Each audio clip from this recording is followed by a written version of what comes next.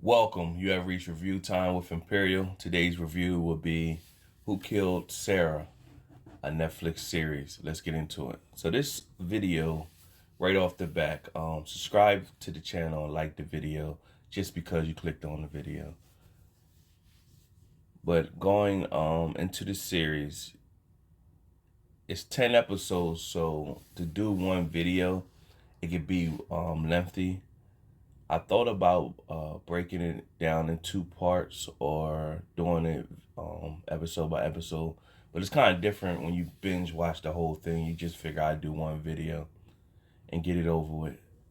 And it's a decent series. It got some frustrating moments, just like most things we watch. And let's go over the cast. Nobody familiar that with the cast, the setting of this series in Mexico, and a lot of the language and writing is in Spanish, and they put the subtitle for English, but then they do have them speak English throughout the whole thing. So you have the main characters. Andres Beta, he plays as Rodolfo Joven. Elisa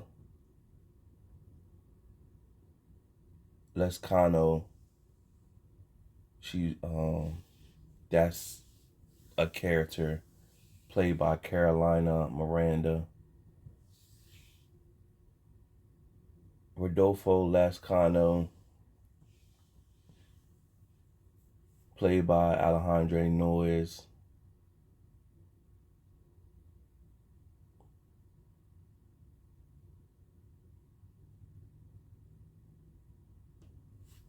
Jennings Garcia Milan plays a Caesar, which is the father. He's like one of the main characters. Juan Carlos Remolina plays a Sergio. He's another main character. And who was? Oh, I got him already. Who else is on here?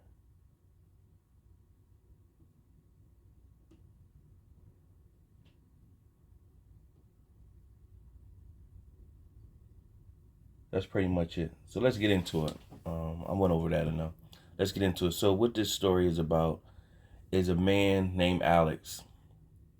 He's been in jail for the last 18 years, and you find out that he's in jail for the death of his sister. When they were teenagers, him and his friends, Rodolfo was his like best friend, and Rodolfo messed with his sister Sara. And Rodolfo had a brother that you find out some interesting things that happens throughout the series. Rodolfo had a brother, and the story starts off with them on a boat, going out partying, they drinking, they teenagers, and you see this girl says, "Hey, I'll get up on like the parasailing." And so you don't get like the full information, everything. You just set in the scene of her death. And so she goes out parasailing, and instantly while she's out parasailing, you see she's troubled because the parasailing safety belt is breaking. So she's trying to scream down like, "Hey,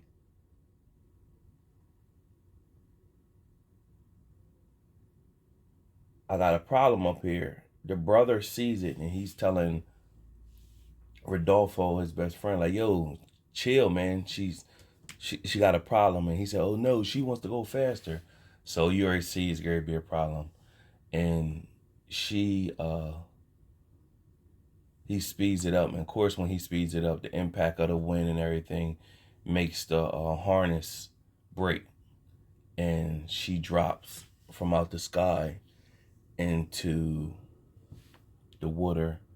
And when you see that happen, They panic. They eventually get her out the water, take her to the hospital, and she dies. Now, what comes into play is who's responsible for not securing her, and who's going to be responsible for her death. So the father, Caesar, who's an important man, runs a casino. He convinces the brother, told the brother, you'll only be in jail for like 2 weeks or 2 months, and you're going to get a little light charge, and we'll take care of you, make sure you're good. You never have to want for money again. And tell his wife, I'm gonna say his wife, Alex's and Sarah's mom was sick and she needed a kidney transplant, and so she was on dialysis. And he was thinking about his mom. They would take care of his mom and get her the medical care that she needed. So he was with it. He agreed. He just told his mom, "Hey, I'll be out. I'll have to go away for 2 months, but in a I'll be away for 2 months, but when I come back, it's for your health, and you won't have to do this dialysis no more. You'll have a kidney transplant and everything." So he went to jail, but when he went to sentencing, they upgraded the charges and turned it into a 30-year sentence. So he got hoodwinked. So then he started spazzing out in the courtroom, basically saying, "Hey, I didn't do this." And he was saying to his friend Rodolfo, "Hey man, tell him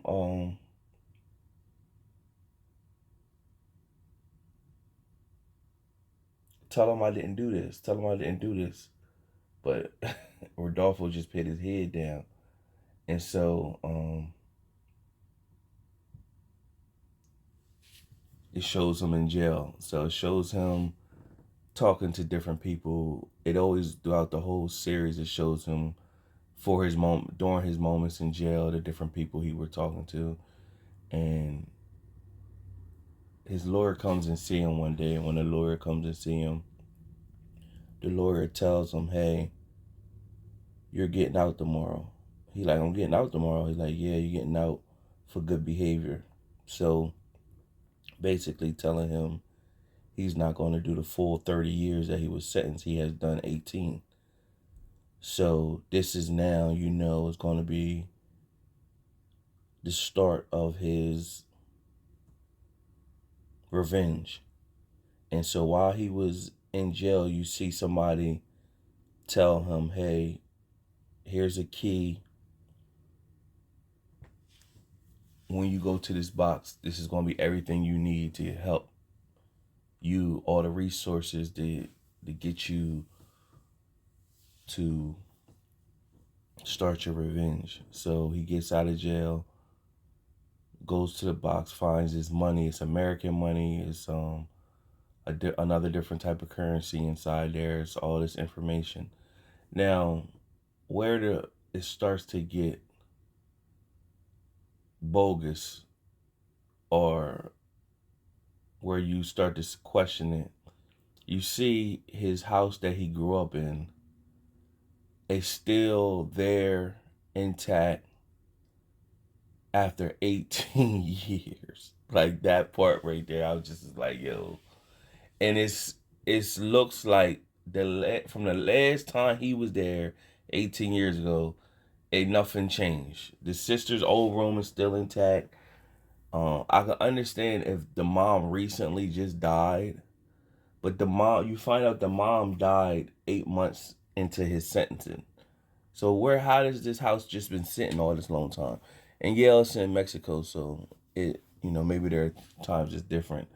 But who kept the house? Taxes? Nobody. It just was crazy that it's not like he had to come in and fix the house up, or no, none of that. It just was like he just was there the day before or something like that. So that was that was one of the, okay, it's gonna be some bogus moments in here. And so fast forward to the Kansas family. So for 18 years later, Like I said, it was two brothers. You don't know that they had a little sister. Her name is Elisa. Now, of course, she's all grown up now, and she went away with the family. She's coming home from college, and the oldest brother, Rodolfo, he's getting ready to take over, become like the CEO of the company of the casino, and so it's his big day. Meanwhile, they find out that Alex is out of jail, and Alex Guzman is his last name. So they find out he's out of jail, and they just place them on notice because they know what they all did and the hidden secrets of everything.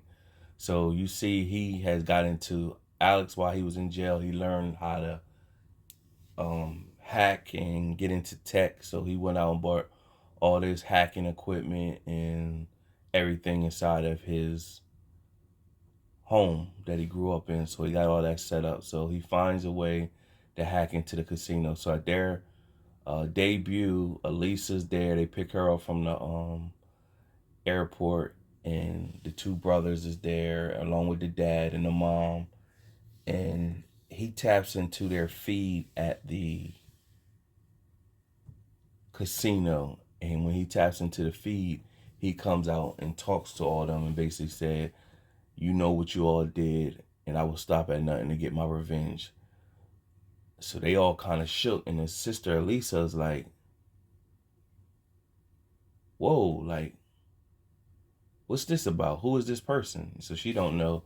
Nobody's telling her the information, so everybody's pretty much scrams and just tell her to chill. And so you see Rodolfo goes out, and he's headed to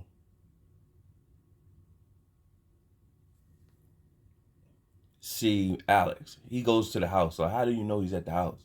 But nevertheless, he shows up to the house. Alex looks at him through the window. Now you're thinking to yourself, now this is where the bogus moment comes from.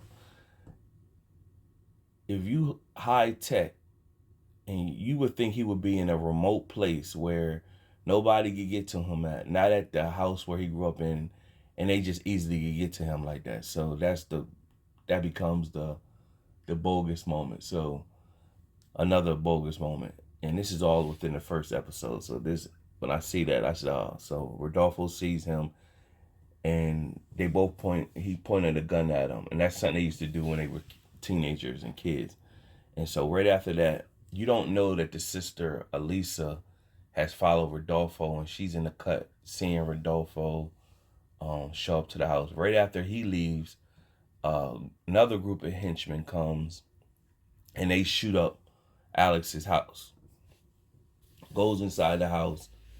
He tried to fight in one of them off, and then they end up getting the best of him, beat him up. Then from there, you get to see Elisa comes in. She pretty much sees all the pictures on the wall and all the tech stuff, and she calls the ambulance. Ambulance come. What you don't see also is that the dad, Caesar, and his henchman Sergio is in the cut watching all this go down. So that becomes like another bogus moment too. But nevertheless, Elisa, she's curious to know, why is this man after my family? We supposed to be good people. So she goes to the hospital with him. He's unconscious. He comes to, and she's pretty much like, she doesn't tell, she says her name's Maria. She doesn't say who she is. But you can see that she's attracted to him. He's kind of brushing her off at first. But then she ends up showing back at his house. Now you in revenge, these people just shot up your house. They know where you live at.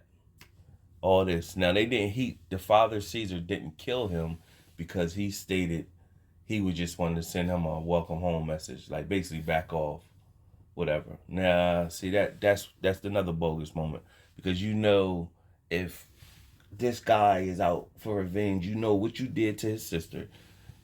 He did 18 years. You know what you did, and the promise you didn't keep with the mom.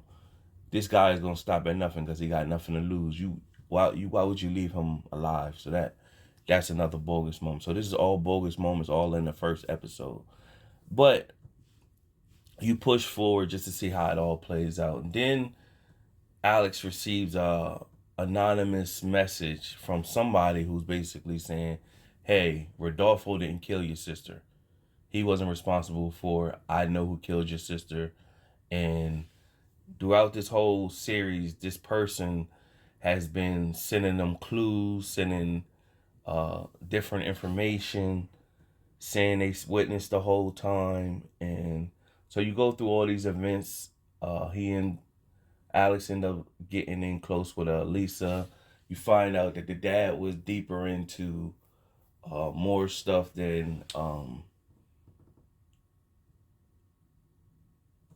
that you thought he was into. He runs the casino, but in the basement they run a sex trafficking ring in the basement. So uh, you find out that the sister Sarah wasn't as innocent as it comes off. You find out that the dad Caesar uh, was having sex with uh, Sarah, and he got Sarah pregnant. And when Sarah found out she was pregnant, she came and told Caesar that she's pregnant, and he basically told her like, "What you tell me for?" Like, you know. And instead of she was getting ready to go have an abortion, but she didn't. So when she didn't have an abortion, she elected to keep it, and she told Rodolfo that she was pregnant. And when she told him he was pregnant, he's thinking it's his, but it's really the dad's. So you look at that, like, you see throughout this whole thing, Sarah's not as innocent as it was portrayed to be. So when the time when Sarah told Caesar she was pregnant, he just brushed her off pretty much. His henchman was near, and she was crying. The henchman took her up to his office, and she was basically crying. And the henchman was like, "Hey, I'm gonna get you something to drink." When he went to go get her something to drink, she's fumbling around in his room, and she see these tapes, and she pulled out one of the tapes and put it in the VCR, and it's of a woman being beat brutally. So Sergio comes in and sees her and pretty much was like, "Hey, what are you doing? You shouldn't have seen this." So she hit him, take the tape, and she runs off or whatever. And then he calls Caesar like, "Hell, we got a problem. She was in here and she knows, and she took the tape." Now you find out she took that tape and gave it to one of her friends and told her if anything ever happened to her, get his tape to the cops, police or whatever. So you find out that the friend is the one who's been helping Alex the whole time. You find that by the end of the series or whatever. And you also find out that Sarah had another friend who was looking, that needed her help, and she went out, instead of going to help her friend, she went out to go have fun or whatever. So you see there was another character in there that he's been with the family since he was little. The mom, you find out the mom got issues too. She got mental issues, and she's pretty much with everything with the family. And so you find out that the mom covered up, she got rid of the evidence left in the boat. She cleaned it up with Clorox and all that type stuff. There was a knife left in the boat. You see the mom throw the knife in the water. Now keep in mind, somebody was watching this whole time, went in, grabbed that knife out of the water, because they end up giving the knife to the other brother later on in the movie or whatever. And the mom know about that knife, so she's looking at like, whoa, that was supposed to be, that knife was supposed to be at the bottom of the lake. So the mom was dirty. So the mom had a man named Elroy. And so she got Elroy when he was little from like a third world country or wherever he was from. Maybe he was from Mexico, but I don't think it really said. And she got him as an orphan pretty much. And his story was his mom was up on a ladder, and she fell from a ladder, cracked her head, and died. And the dad was burned in the trailer. You find out that he's responsible for both of his mom and dad's killing as a little kid. So you find out when his mom was on the ladder, he was riding his bike, and bumped her ladder, and while she was up there, and then it showed him keep riding, and then he came around again a second time. He hit the ladder all the way, and she fell off the ladder, cracked her head. She was bleeding, and he just pretty much just looked at her like. Then see the dad beat him, or he was molested him, and you see the dad was knocked out asleep. He went and got some alcohol, kicked the alcohol over the place, got some gasoline, set it around the trailer, set the trailer on fire. And so he was always disturbed, but also while him being disturbed, the mom was molesting him, and the mom, he's seen all the dirty secrets, but he was holding it all in, so he knew everything. And you find out that he was the one, well, you assume he was the one who set, he was the one that is, you assume that he was the one, because he took the knife, the mom gave him the knife to cut the thread, because he told the mom he was watching when Caesar was having sex with Sarah. And he found out that Sarah told Elroy that he was a fascinated, because they was all around the same age, but he was fascinated with Sarah. He wanted to be with her. She told him that she was pregnant with Caesar's child, not Rodolfo's. And so when he sees that, he ends up telling the mom what he's seen. So the mom pretty much pit him. You find out the mom pit him up to rig the parachute selling, and he was like, "Well, what if, one of the sons want to get into it?" And she was like, That's why you gonna be there. You make sure that they don't get into it." And she goes up there. So he rigged it so it could break while she was up there or whatever. So you find out the mom was really the mastermind behind setting her up to get killed. Elroy, he couldn't keep it all mentally in. And when by him not being able to keep it mentally in, he pretty much tried to kill himself and commit suicide, but he didn't do it right away. And somebody was able to, the security was able to shoot him first. So while he's in the hospital recovering, you see him talking to Elisa that comes there, and he's giving her information different moments. By the end of the series, he dies. And the mom was there at the time he died, so you thinking she just killed him. So yeah, you think that she killed him or whatever, because at this moment she's seeing him speaking out of his sleep while he's recovering. She's seeing him talking to her daughter, giving out information. So I think you just see her that she got rid of him towards the end. She made her peace with him. And so the other brother, Jose, so his storyline is he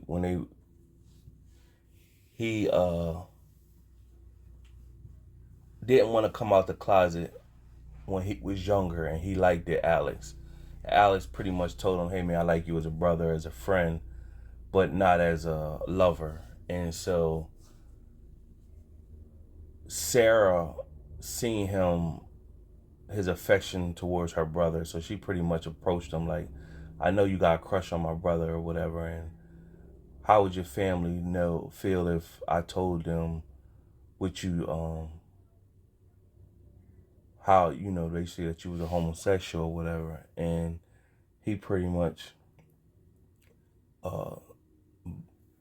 yanked her against the wall, tell her, "You better not tell nobody." So when you see that happen with him, you think maybe he had something to do with it, because he was always filming stuff, and Alex hit the tapes that he kept, and he didn't want to show Alex those tapes, so he burned the tapes.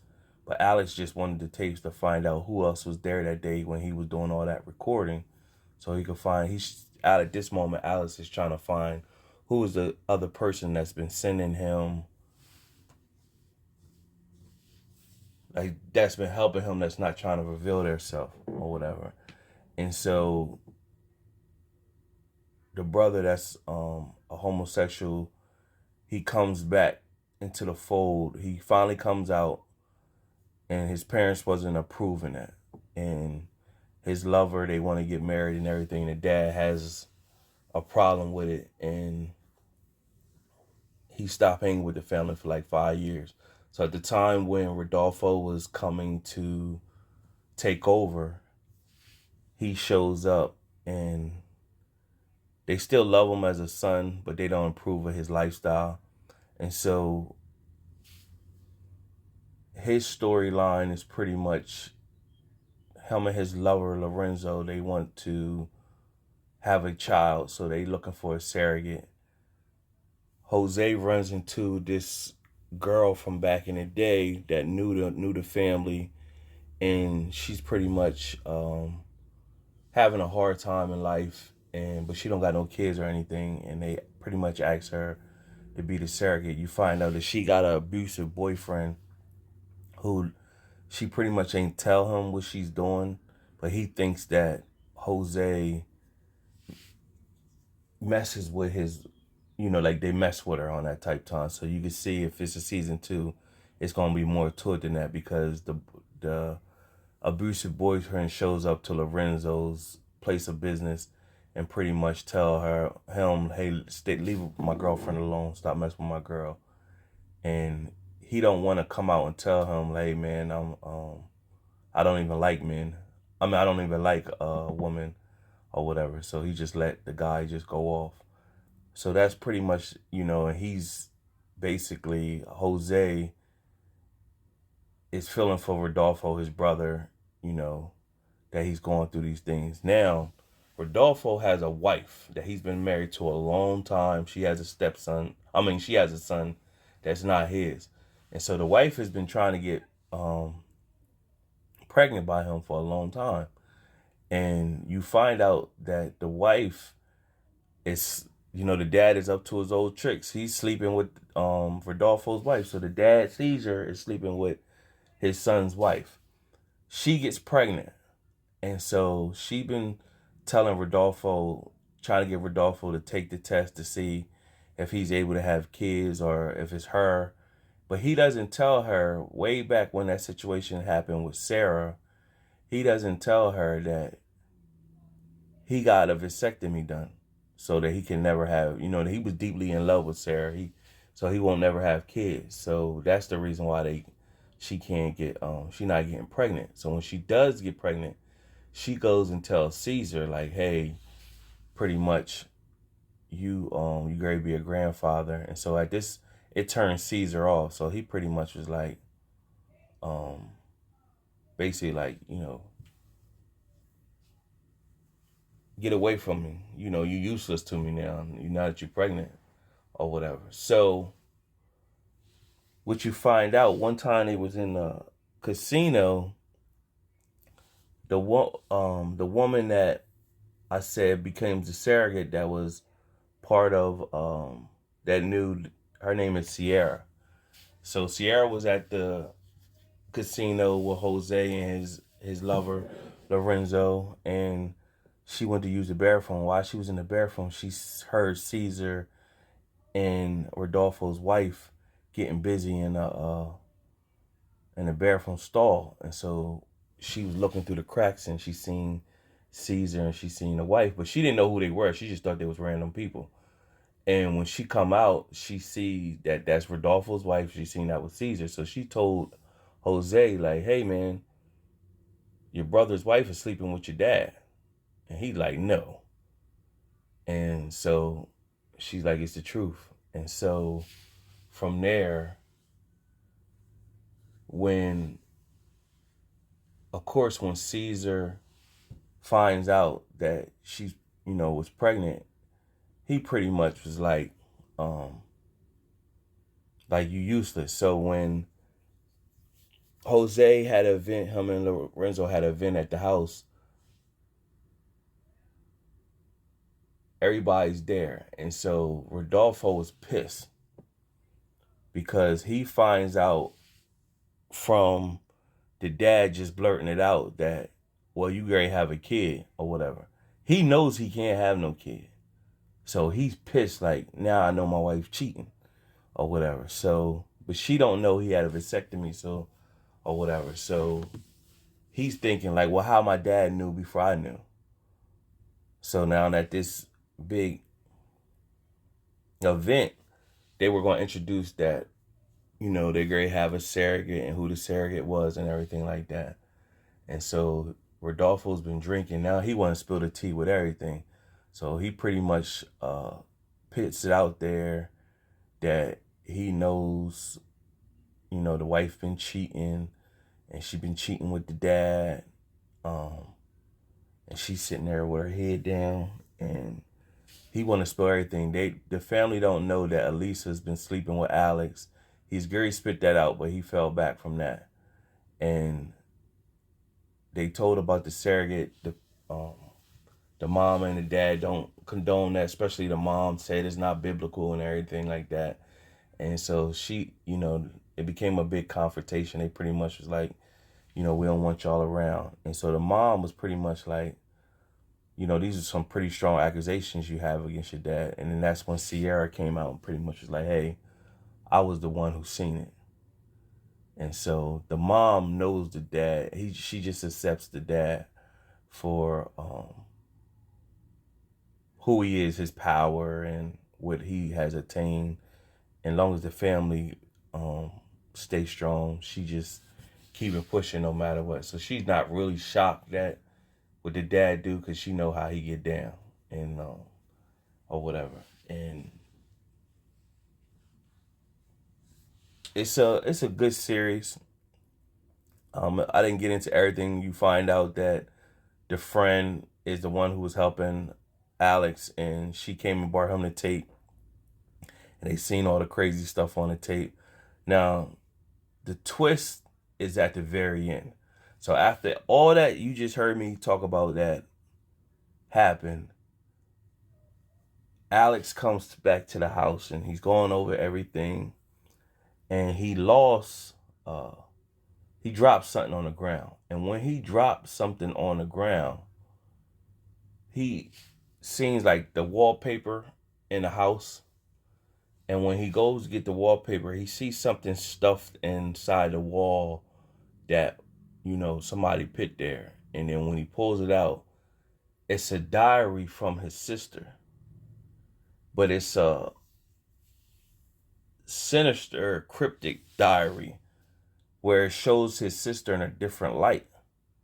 And it shows, hey, my sister has some issues or whatever. And what it then, inside of the diary, it shows that there is a body buried in his backyard. And so he goes and gets the shovel. He's digging the shovel out, and he finds a skull. And Elisa shows up at his house, and he finds a skull with a bullet in the skull. And now he like, whoa, what the heck was my sister into? And now it's going off at this point, and it just shows like these is going to be previews for season 2. And it shows like his sister was like mentally disturbed because he goes and speak to a psychiatrist and hey, what was really up with my sister, pretty much. And it shows her take her head and bash it into the wall. So you already seen the traces that she wasn't as innocent as you might have thought she was.